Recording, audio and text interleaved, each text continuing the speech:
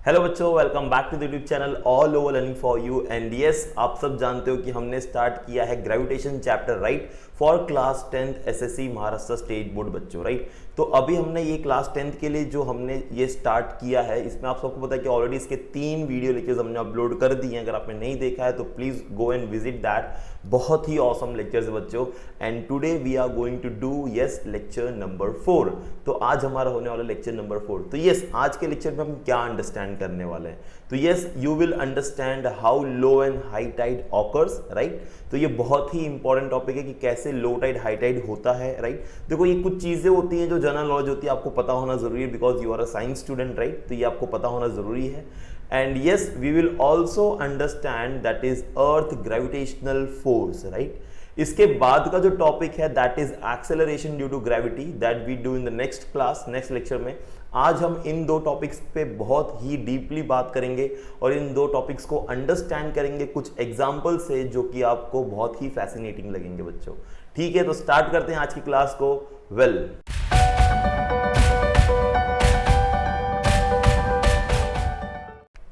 Okay, तो आज के क्लास को स्टार्ट करने के पहले मैं आपको कुछ क्वेश्चन पूछना चाहता हूं। जैसे यहां पर आपको पूछा है लाइक डिड यू नो, क्या? अरे बच्चा, यही कि how low tide and high tide occurs.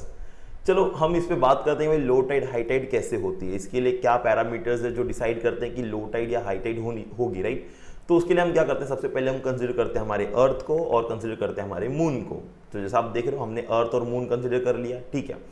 अब यहाँ पे क्या होता है ना बच्चों कि हमारे अर्थ पे डेली इंटरवल पे जो है हाई टाइड और लो टाइड होता है। जैसा आप स्क्रीन पे देख पा रहे हो एक पिक्चर में, कैसे जो है उसी का वाटर लेवल इंक्रीज हो रहा है राइट। तो एक मैक्सिमम पॉइंट तक वो इंक्रीज होता है और फिर से वो क्या होता है बच्चों, यस डिक्रीज होना स्टार्ट होता है। ठीक है, तो ये इंक्रीज और डिक्रीज जो है वाटर लेवल में ये चलता रहता है। तो you must be knowing about the high and the low tide that occurs regularly in the sea right. High tide low tide होता क्या? बहुत सारे बच्चे बोलते सर ये हाई टाइड लो टाइड है क्या? बच्चा, हाई टाइड और लो टाइड का मतलब होता है जो वाटर लेवल इंक्रीज होता है ओशंस में, that we call high tide, और जब वाटर लेवल डिक्रीज होता है उसको हम बोलते हैं लो टाइड राइट। तो ऐसे हम हाई टाइड और लो टाइड को अंडरस्टैंड करते हैं। तो आज हम ये सीखेंगे कि ये हाई टाइड और लो टाइड किस वजह से होता है, because we are a science student so we should know this, है ना। कहीं पे आप समुद्र घूमने गए राइट, आप समुद्र में ओशन में घूमने गए और फिर आपके साथ कोई फ्रेंड है, तो वो बोलेगा अरे यार रात को तो पानी ज़्यादा होता है, कम हो जाता है दिन में, ये ऐसा क्यों हो रहा है राइट। तो यू कैन एक्सप्लेन देम कि ये ऐसा क्यों होता है। Yes, the level of sea water at any given location along sea shore increases and decreases twice a day at a regular interval। तो दिन में 2 बार ऐसा होता है वाटर लेवल इंक्रीज और डिक्रीज, ऐसा क्यों हो रहा है? तो देखो यहाँ पे बच्चों, हमारा जो अर्थ और जो मून है इनके बीच में एक फोर्स ऑफ अट्रैक्शन है। And yes you know that that is gravitational force of attraction my dear child. तो ये फोर्स से क्या होता है कि अर्थ के ऊपर जो पानी है ना वो ऊपर की तरफ खींच जाता है। तो देखो यहाँ पे क्या हुआ, एक ब्लू कलर का वाटर जो है आप देखो वो ऊपर की तरफ आ गया है। तो अर्थ के सरफेस पे जो भी वाटर है वो क्या हो जाता है, मून की तरफ थोड़ा सा अट्रैक्ट हो जाता है, जैसा आप इस पिक्चर में देख पा रहे हो। तो जब वो मून की तरफ अट्रैक्ट हो जाएगा तो वहां पे वो हाई टाइड क्रिएट करेगा राइट। तो जब हमारा मून होता है, इसलिए देखो नाइट टाइम में वाटर लेवल इंक्रीज होना स्टार्ट होता है ना। अगर आपने कभी नोटिस किया होगा, अगर आप कभी गए होगे सी शोर पे, तो आपने देखा होगा शाम के बाद जो है पानी का लेवल इंक्रीज होना स्टार्ट होता है। क्यों? शाम के बाद ही तो रात में तो मून दिखता है ना।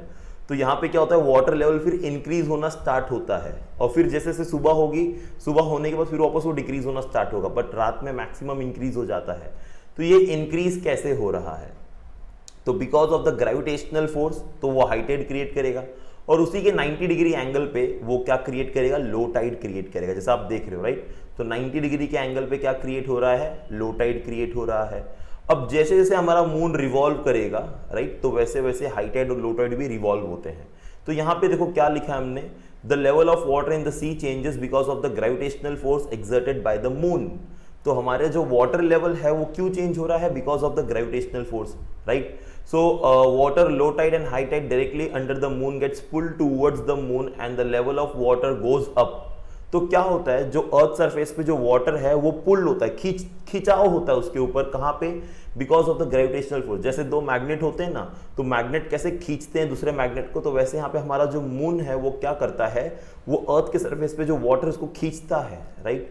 एक फोर्स लगाता है उसके ऊपर। अब वो इतना ज्यादा भी फोर्स नहीं है कि वो खींच के बाहर लेके चले जाए, अगर अर्थ के पास ग्रेविटी नहीं होती तो शायद वो उसको खींच भी लेता, बट यस अर्थ की खुद की भी एक ग्रेविटेशनल फोर्स है, अर्थ की खुद की भी एक ग्रेविटी है, तो जिस वजह से हम यहाँ पे क्या बोलेंगे भाई कि ये जो है चीजें पॉसिबल नहीं होगी कि वो पूरा का पूरा वाटर खींच ले जाए, ठीक है। बट यस इसकी वजह से हाई टाइड और लो टाइड होता है, and yes causing the low tied at the 90 degree angle, है ना। तो 90 डिग्री एंगल पे क्या करेगा, वो लो टाइड क्रिएट करेगा, जैसे मैंने आपको बताया था। अब क्या होगा, जैसे जैसे मून रिवॉल्व होगा तो आप देखो वो हाई टाइड और लो टाइड वो भी जो है रिवॉल्व होता है। You see the position of high tide and low tide changes, right. तो पोजीशन ऑफ हाई टाइड और लो टाइड क्या हो रहा है, चेंज हो रहा है because of the revolution of the moon around the earth. I hope you got the point how high tide and low tide occurs. चलिए आगे बढ़ते हैं। So now we will understand बच्चों the topic that is earth gravitational force, right? अब ये अर्थ gravitational force exactly क्या है, कैसे इसको हम टैकल करेंगे, कैसे इसको हम अंडरस्टैंड करेंगे। तो बच्चों ये जो अर्थ ग्रेविटेशनल फोर्स है ये एग्जैक्टली क्या है, अब ध्यान से देखना मेरी बात को, मैं क्या बोलूँगा आपको। तो यहाँ पे मान लेते हैं हम एक बच्चा है, राइट, जिसका नाम आप ही में से कोई एक रख दो, राइट, कमेंट करके बताना इसका नाम क्या रखना है, ठीक है। तो एक बच्चा है और इसके हाथ में एक बॉल है, राइट, एक हाथ में बॉल है। अगर बच्चों ये इस बॉल को ऊपर की तरफ थ्रो करेगा तो आप मुझे बताइए क्या होगा जब इस बॉल को ऊपर की तरफ थ्रो करेगा। तो मैं कुछ क्वेश्चंस आपके सामने रखता हूं। The question is, will the velocity of the ball thrown vertically upward remains constant और it will change with time. तो जब वो उस बॉल को ऊपर की तरफ थ्रो करेगा तो क्या उसकी वेलोसिटी कांस्टेंट रहेगी या चेंज होगी। अब बॉल की जगह कोई भी चीज ऊपर की तरफ फेंकोगे तो आपने एक चीज तो नोटिस किया है कि जब कोई चीज को ऊपर थ्रो करते हो तो क्या होता है, उसकी वेलोसिटी धीरे धीरे डिक्रीज होती है और एक सर्टन हाइट पे जाने के बाद वो रुक जाता है ना। जैसे अभी ये मेरे पास है, तो मैं थ्रो किया, देखो ये रुक गया, ये ऊपर गया, रुक गया, फिर से नीचे आ गया। मतलब यहाँ पे क्या हो रहा है, यहाँ पे क्या हो रहा है माय डियर चाइल्ड्स, तो यहाँ पे ग्रेविटी है। क्या है, ग्रेविटी है। कहाँ पे, downward. So there is gravity which is downward, which is pulling the ball towards the earth surface. तो ग्रेविटी क्या कर रही है, इस बॉल को अर्थ की तरफ खींच रही है, राइट, बॉल को। बट हम बॉल को तो ऊपर फेंकेंगे, तो क्या होगा, जब मैं बॉल को ऊपर थ्रो करूंगा तो ये बॉल ऐसे ऊपर की तरफ जाएगा, राइट, और एक पॉइंट पे आके रुक जाएगा, एक मैक्सिमम हाइट पे जाएगा। तो धीरे धीरे उसकी वेलोसिटी क्या होगी, डिक्रीज होगी। फिर से देखो, जब मैं इस बॉल को थ्रो करता हूं तो पहले इसकी वेलोसिटी मैक्सिमम होगी, ऊपर जाते जाते वेलोसिटी डिक्रीज हो जाएगी, राइट, और वो एक पॉइंट पे आके क्या हो जाएगा, रुक जाएगा। अब वो वहां पे रुक गया। अब देखो मैं कुछ स्टेटमेंट देता हूं यहाँ पे, when we throw the ball, इतनी देर नहीं रुकेगा बच्चों, वो तुरंत नीचे आएगा। हमने रोक के रखा है कि हमें समझना है। When we throw a ball vertically upward, the gravitational force tries to pull it down and reduces its velocity. देखा मैंने वही बोला ना, जब आप किसी चीज को ऊपर फेंकते हो तो ग्रेविटेशनल फोर्स उसे अपनी तरफ नीचे खींचता है and it tries to reduce is velocity. वो उसकी वेलोसिटी कम करना चाहता है एंड वो होती है, और एक पॉइंट पे वेलोसिटी जीरो भी हो जाती है। So due to this constant downward pull, the velocity becomes zero after a while. तो एक टाइम के बाद वेलोसिटी क्या हो जाएगी, जीरो। तो वो मैक्सिमम हाइट पे जाएगा, जीरो जाएगा, अब फिर से वो नीचे आएगा, है ना। अब अगर इस बॉल को नीचे आएगा तो कैसा होगा, अब इसकी वेलोसिटी इंक्रीज होगी, कुछ ऐसे देखो। तो यहाँ पे आपने क्या देखा, ऊपर से नीचे आते हो इसकी वेलोसिटी इंक्रीज हुई। Again see again this, feel it, feel it, feel the concept, right. When you feel the concept ना, you will fall in love with physics बच्चों। Physics is very interesting. तो देखो ये ऊपर से नीचे गिरा और देखो वेलोसिटी इंक्रीज होते गई।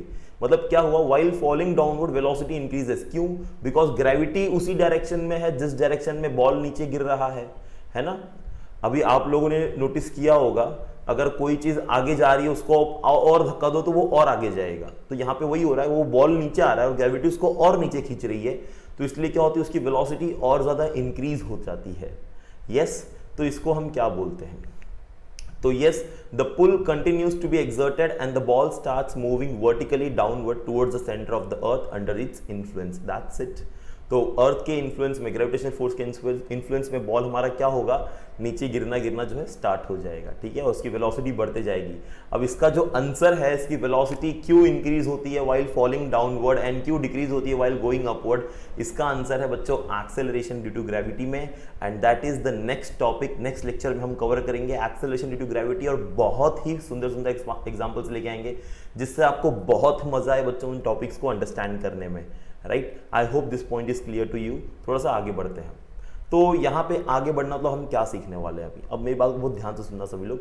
हम कंसिडर करते हैं अर्थ को, राइट, और कंसिडर करते हैं एप्पल को। सर ये एग्जाम्पल आप क्यों ले रहे हो, बताता हूँ मैं, समझो। Now we know that what, if the earth attracts an apple towards itself, ये तो हम जानते हैं ना, अर्थ क्या करता है, एप्पल को खुद की तरफ अट्रैक्ट करता है। And Apple also attracts the earth towards itself, Apple भी अर्थ को अट्रैक्ट करेगा। क्यों सर, क्यों ऐसा? बिकॉज हमने जब यूनिवर्सल लॉ ऑफ ग्रेविटेशन पढ़ा था तो मैंने बताया था, न्यूटन ने क्या बोला था, इस पूरे यूनिवर्स में जितने भी ऑब्जेक्ट्स हैं जिनके पास मास है वो ग्रेविटेशनल फोर्स एक्सर्ट करेंगे हर दूसरे ऑब्जेक्ट पे। मतलब हर एक ऑब्जेक्ट के पास ग्रेविटेशनल फोर्स होता है बच्चों, आपके पास भी है, मेरे पास भी है, सबके पास है। तो ग्रेविटेशनल फोर्स जो है हर किसी के पास है, हर कोई ग्रेविटेशनल फोर्स एक्सर्ट कर रहा है। तो यहां पे ये जो ग्रेविटेशनल फोर्स एक्सर्ट करते हैं क्या अलग होता है या सेम होता है? तो ये सेम होता है। कैसे सर? इसके फॉर्मूले हैं, जैसे हम जानते हैं कि ये दोनों दूसरे को अट्रैक्ट कर रहे हैं। तो लेट से मैंने यहाँ पे कंसिडर किया, let m1 and m2 be the mass of earth and the apple, ठीक है। तो मैंने क्या किया, m1 और m2 क्या कंसिडर किया, मास ऑफ अर्थ और मास ऑफ एप्पल। अब मेरी बात को जरा ध्यान से देखना बच्चा लोग, ये दोनों एक दूसरे को अट्रैक्ट करेंगे तो कुछ फोर्स से, कितना फोर्स होगा देखो आपके सामने आ रहा है, राइट, कितना फोर्स है, F equals to G m1 m2 by r square. What is m1 m2? That is what is m1 m2 बच्चा? Yes, mass of earth and mass of apple, है ना। तो दोनों का product divide by r square. अब आप दोनों का प्रोडक्ट लोगे और दोनों के बीच का जो डिस्टेंस है वो तो कॉमन रहेगा, तो फोर्स तो दोनों के बीच में सेम होगा ना। फोर्स दोनों के बीच में सेम क्यों है? क्योंकि दोनों का प्रोडक्ट आप लोगे तो सेम मिलेगा। मास ऑफ एप्पल, मास ऑफ अर्थ ले लो, दोनों को मल्टीप्लाई कर दो, you will get the same value. तो इवन एप्पल के लिए जो फोर्स होगा ग्रेविटेशनल फोर्स, वही ग्रेविटेशनल फोर्स मेरा बच्चा लोग होगा अर्थ के लिए भी।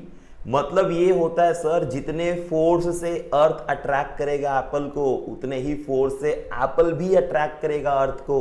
क्या बात कहा सर ने। तो सर फिर ये हमारा जो एप्पल है ये अर्थ की तरफ तो गिर जाता है, पर हमारा अर्थ एप्पल की तरफ क्यों नहीं जाता है? दिखाता हूं मैं, देखो।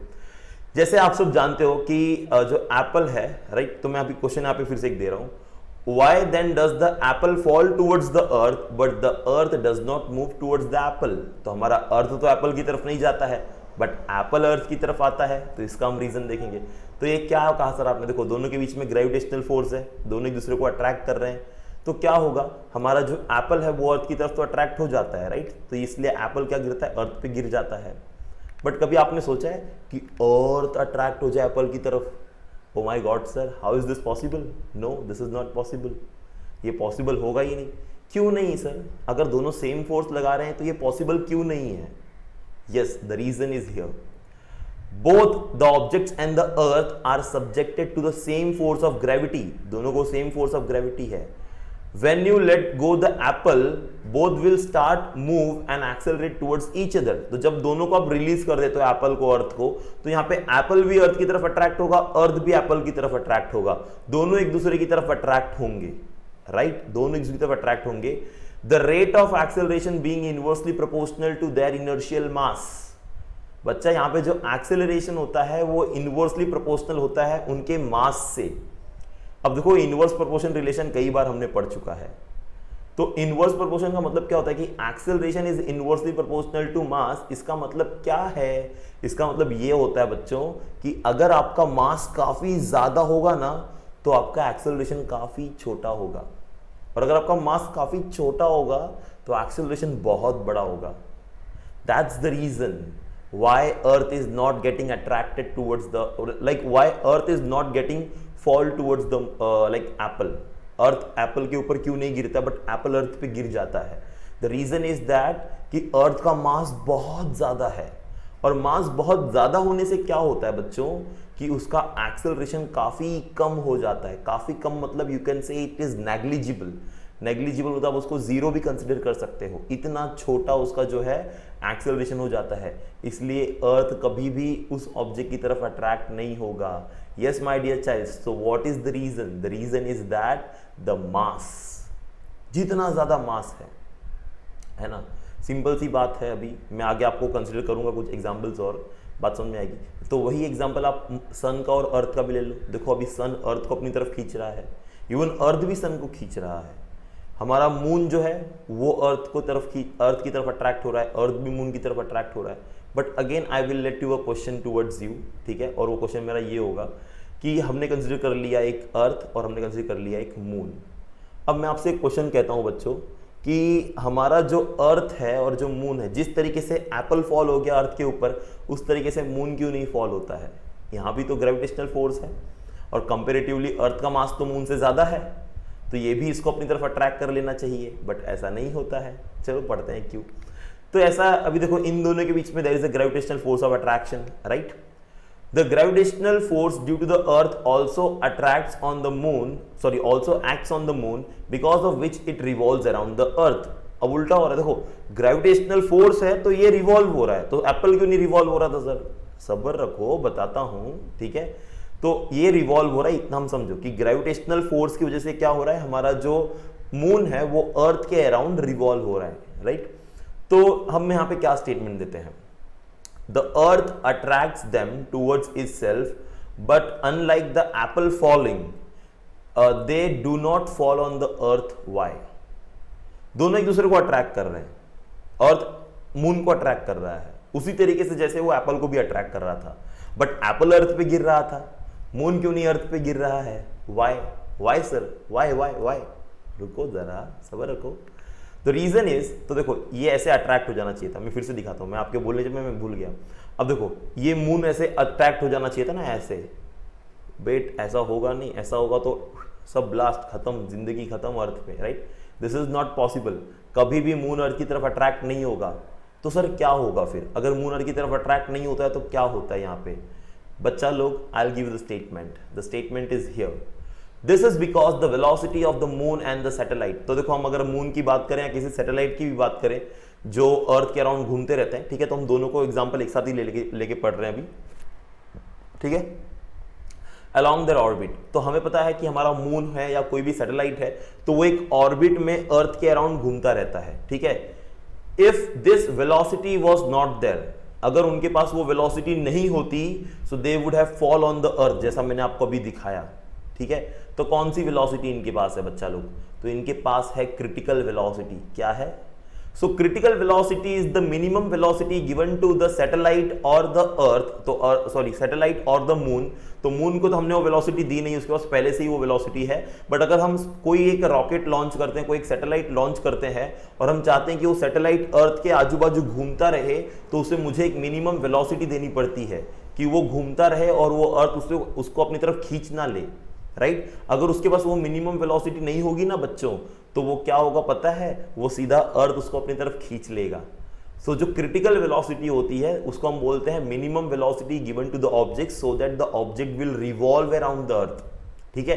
ये वैसे ही हो गया कि आपने एक रस्सी ली, रस्सी में पत्थर बांधा और उससे घुमा रहे उसको, तो कैसे घूम रहा है, राइट? तो वैसा एग्जांपल होता है, राइट? तो यहाँ पे जो रस्सी थी वो दोनों के बीच में पॉइंट ऑफ कांटेक्ट था। यहाँ पे पॉइंट ऑफ कांटेक्ट क्या है? ग्रेविटेशनल फोर्स है, राइट? तो ग्रेविटेशनल फोर्स उन दोनों को बांध के रखता है, जिसकी वजह से वो दूर नहीं जाते हैं। तो देखो क्रिटिकल वेलोसिटी हमेशा टेंजेंशियल वेलोसिटी होती है। मैंने आपको पिछले लेक्चर में भी बताया था, right? What is tangential velocity. अगर आपने नहीं देखा है तो please go and watch all the videos बच्चों। तो यहाँ पे जो टेंजेंशियल वेलोसिटी होती है, वो टेंजेंशियल वेलोसिटी क्या करती है? हमारे जो मून पे एक्ट होती है, right? Every point, and because of this ये रिवॉल्व होता है in the circular motion like this, right? So this is how the moon revolves around the earth because of the critical velocity, और you can say the tangential velocity. तो इसके होने से ही ये रिवॉल्यूशन पॉसिबल है, अदरवाइज ये revolution नहीं हो पाता। और ये रिवॉल्यूशन पॉसिबल है सैटेलाइट्स में भी, या फिर मून में, या फिर आप बोलो कि जिस तरीके से हमारा अर्थ रिवॉल्व हो रहा है अराउंड द सन, अगर अर्थ के पास ये वेलोसिटी नहीं होती ना बच्चों, तो वो अब तक अर्थ को अट्रैक्ट हो गया हो, अर्थ जो है अब तक सन को अट्रैक्ट हो गया होता, मतलब हम जाके सन में चिपक जाते। ओ माय गॉड, इमेजिन करो क्या होता। सन के पास इतनी ज़्यादा एनर्जी है, वहाँ तक जा, सन के अगर आप थोड़ी भी पास जाते हो तो वहाँ पे इतनी हीट क्रिएट होती है, राइट? तो उसके पास जाके तो क्या होगा, राइट? तो बहुत हॉरिबल सिचुएशन हो जाएंगे। ठीक है, लेट इट गो। तो हम उसे अभी हमें नहीं सोचना है। तो नाउ विल अंडरस्टैंड बच्चा, हमारा टॉपिक जो यहाँ पे मैंने एंड किया है। नेक्स्ट लेक्चर हम लोग मिलेंगे और हम लोग अंडरस्टैंड करेंगे what is acceleration due to gravity, and बहुत ही मजेदार वे से उसको अंडरस्टैंड करेंगे। And yes, if you like the video तो प्लीज उसे लाइक शेयर सब्सक्राइब जरूर करो बच्चों, अपने दोस्तों के साथ शेयर करो एंड लेट देम से कि how you are studying the physics and understanding the each and every concept of physics in a very simplest way. Love you all बच्चा लोग, टेक केयर, पढ़ाई करते रहो, आगे बढ़ते रहो। कोई भी प्रॉब्लम हुई तो प्लीज मुझे कमेंट करना, मैं आपके सारे प्रॉब्लम्स को सॉल्व कर दूंगा पढ़ाई के, ठीक है, पढ़ाई के प्रॉब्लम बोल रहा हूँ, नहीं तो कहीं कुछ लफड़ा करके आओ अगर मुझे बोलोगे सर प्रॉब्लम हो गई, I am not into that, but yes आपको I can give you support in many of the way. Thank you बच्चा लोग, मिलते हैं नेक्स्ट क्लास में। लव यू ऑल बच्चा लोग, टेक केयर, अपना ख्याल रखो, अपने पेरेंट्स का ख्याल रखो, अपने आस पड़ोस वाले का भी ख्याल रखो, ठीक है। मिलते हैं बच्चों नेक्स्ट क्लास में, बाय एवरीवन।